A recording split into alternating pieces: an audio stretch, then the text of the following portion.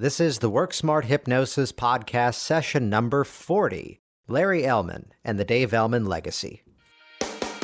Welcome to the Work Smart Hypnosis podcast with Jason Linett, your professional resource for hypnosis training and outstanding business success. Here's your host, Jason Linett. Welcome back. It's Jason Linett here with the Work Smart Hypnosis podcast, and very excited to share with you this conversation I just had with Larry Elman. Many of you are familiar with his father's work by way of the little green Bible of our profession, Hypnotherapy by Dave Elman. It's an amazing experience where, again, the non-medical hypnotist was the one who came in and in many ways pioneered how it is we all approach and talk about hypnosis to this day. In a process-oriented approach, all about the client-centered approach, responding to the client, giving the client the process they need, as opposed to that's just what I always do. And it's really exciting to have Larry on this program because he and his wife, Cheryl, have again been traveling the entire world carrying on that Dave Elman legacy, this process-based approach, and more specifically getting the not just the how, but also the why behind so many techniques that most of us make use of in this profession.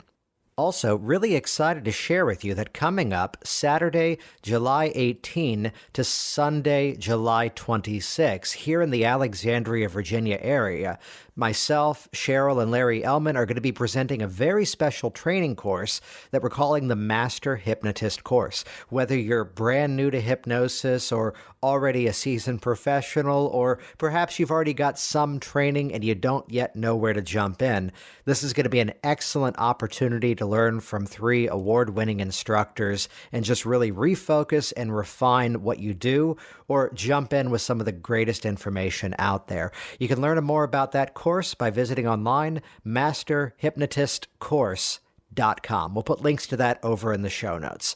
Here we go, session number 40, Larry Elman and the Dave Elman Legacy.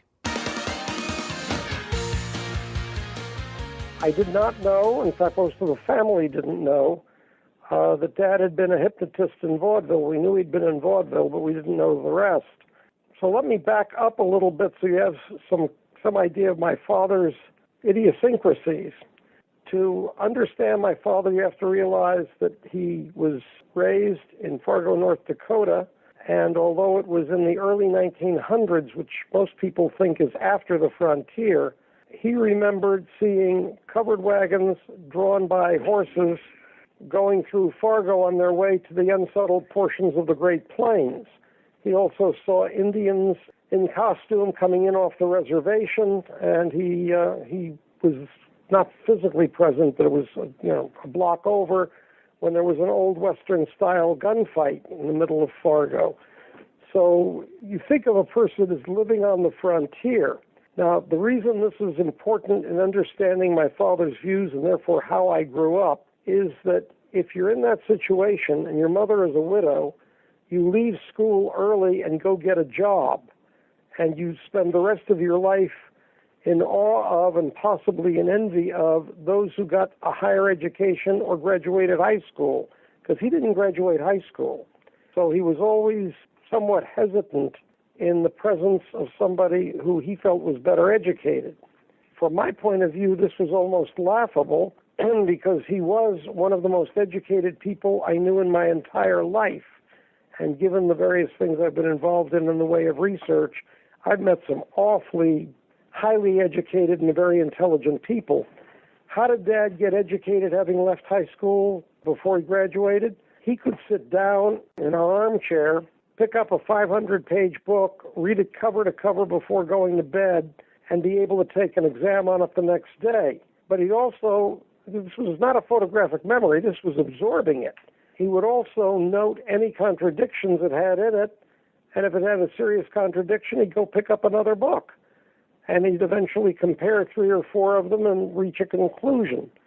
So self-educated in this case was very professionally educated. I remember one day I came home from school.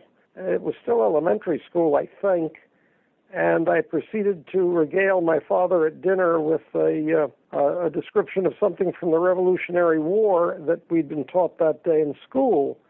And my father became rather agitated and told me how this was a good example of improper education on the part of the local authorities.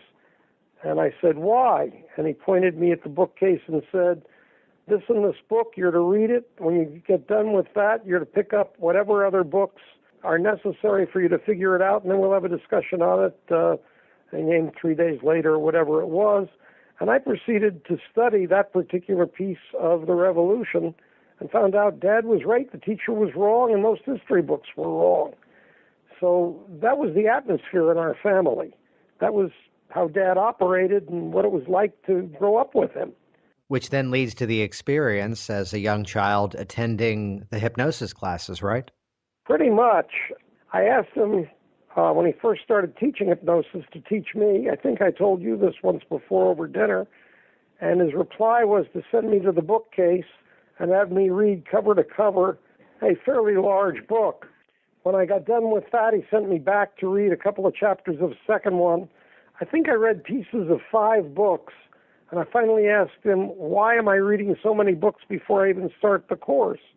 And he said, I have physicians and dentists in that room who are college graduates and graduates of medical schools. I will not have you so uneducated that you embarrass me. And I think this is a good view of my father's attitude on knowledge. And I know for a fact that the result was that when he first started teaching doctors, he was rather hesitant because he knew they had more education than he did. But he also knew his subject, so he stuck with his subject, and then he'd go back to the doctors out of the first class or two and ask them what they were using hypnosis for, how it worked, and what did they find out from their patients. And he would combine this with what he already knew of hypnosis, and by the next class he would have additional medical items in there based upon actual field tests. And then in the middle of all of this, he bought a very thick medical dictionary and read it just about cover to cover so that he would make sure that his nomenclature was correct around the doctors. And he carried that with him to every class. I have a medical dictionary that came out of his library. I think it was the second one. It may have been the original, but it is one that I know from seeing it he carried to every class. So it was that sort of an environment that I was reared in and trained in. So I think one of the more fascinating parts of all of this is that here's a man whose history in hypnosis had basically disappeared for quite some time. And could you tell that story of hosting Hobby Lobby, where then basically the truth came out? Oh, of course. When vaudeville failed, which is roughly in the late teens or early 1920s, Dad found himself out of work and in New York. And in New York at that time, hypnosis had a very bad reputation, and so he didn't dare try to earn a living as a hypnotist. To give you an idea of its bad reputation, in his library, I have books that he bought at used bookstores in that general time frame, and the sales slip is in the book. And this is not one book, there's several, and it turns out hypnosis books in the period 1920 to about 1945 could only be bought in used bookstores in the witchcraft section. So that'll give you an idea of why Dad decided to go into something else at that point. Yeah, good reason. And so he became first a songwriter, then a stand-up comic, then a musician, but then he worked himself into radio, eventually becoming a nationwide radio star. And I attended a number of the radio broadcasts, and several times on the radio he had hypnotist hobbyists on. He had one on who hypnotized people in the theater while he was flying, circling the Empire State Building. And he had various other, odd combinations of events. I don't remember what particular oddity brought this guy on, but I'm sitting there, and this guy proceeds to mess up his act, gets a small percentage induced. They're not necessarily taking suggestions. It's a total disaster, as a stage show would go. And sitting in the audience, I'm rather upset by this because I know that if it goes badly enough, can affect whether or not the contract for the show gets renewed. In effect, I'm looking at whether or not I'm going to eat next week. Mm-hmm. So I have a certain amount of uptightness. And finally, my father steps forward and says, I don't remember the guy's name, I'll insert a name, Mr. Jones, you've done so well that I believe these subjects will take instructions even from me. And the hypnotist is well aware that he's in trouble. And he says, the next voice you hear will be Dave Elman's, and you'll do whatever he says. And he goes running off the stage, at which point my father launches into an old-time vaudeville act. I didn't realize that that's what it was then, but I've seen enough since to know it was a stage hypnotist's vaudeville act. And it went smoothly. And at one point during the act, he had the stagehand bring out a whole bucket full of lemons. And he proceeded to go down the subjects, asking them what their favorite fruit was. And whatever it was, a peach, a pear, an apple, a banana, he then handed the guy a lemon, and said, this is an apple, or whatever it was, and had them all start eating. And they're all munching away, and suddenly Dad brings them out. They see the lemon, and they throw the lemon away. The audience was bathed in lemon juice. It was very amusing. So this sort of recovered the show. We're leaving the theater. We get into our car to drive home. I'm in the back seat. My mother puts her hands on her hips, turns to my father with this very odd expression and says, so, Dave, and how is it that you know more about hypnosis than the hypnotist? And that's the first point at which my mother knew anything about what Dad had done in vaudeville. That's fantastic. So then what was that series of events that then had to occur to transition from basically vaudeville hypnotist to then entertainer all around, and then eventually being there and being that non-medical practitioner, being that one non-medical person in the room, teaching the doctors, teaching the nurses in these hypnotic techniques? Well, basically, Dad gave a number of hypnosis shows after that, most of them being charity items. I remember going to a fundraiser for, Red Cross or United Way or something like that. I remember going to an Eagle Scout ceremony. But basically, that's the sort of show he was giving. Occasionally a commercial one, but not very often.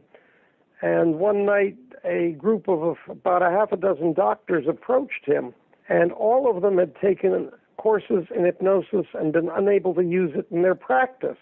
And their description of why they were talking to my father involved basically 3 points. The first point was that what they had been taught of hypnosis involved inductions that took 20 minutes or whatever, which doesn't fit in the patient schedule of a doctor's office. Whereas they'd seen my father do inductions in under 3 minutes on the stage, and in fact some down in the number of seconds area. And they said, that's useful. And they said the second thing was that hypnosis, as they were taught it, was hit and miss. You might get 60% of your subjects in, you might not. And yet here they were observing shows in which Dad was hitting in the high 90s. And last but not least, they saw that the suggestions he was giving would last. And they said this combination of those 3 particular things were central to being able to use hypnosis for medical purposes. Would he give a course? And his immediate reply was, I'm a hypnotist, not a doctor. You people are so much better educated than I that I feel I don't want to do this. And they kept begging him, and finally he gave his first class in it, and it was under the auspices of the local medical society. By about the 3rd class, the National Medical Association had heard of this heresy and ordered the local chapter to cease and desist, at which point the classes became basically my father's. But by that time, word of mouth had spread to the point where the classes were always oversubscribed. So he was off and doing. As I think I mentioned, he was very hesitant because of his lack of education. But then with what he set up for what amounted to field tests and feedback from his students, he rapidly expanded into being able to handle any of the medical questions that came up. But he would always insist, I'm teaching hypnosis, any actual medical procedure will be done by a doctor, not by me. And it will match medical requirements, ethics, and standards, period. And he stuck with that always. Well, I think one of the most fascinating parts of all of this, that again, it was the outside perspective. It was someone coming in from outside of their community and who had already solved an issue that they knew they had in terms of the efficiency of the process, and more specifically, just simply that word, process, of bringing a process-based approach to it, understanding why it is we use what techniques when we use them, and if this thing is occurring, use that approach to it. That, again, that outside perspective, which is why, and, we often would say this just in terms of historical note, that many hypnosis training nowadays, I just had a psychologist sign up for an upcoming class. I just had a MD sign up for an upcoming class.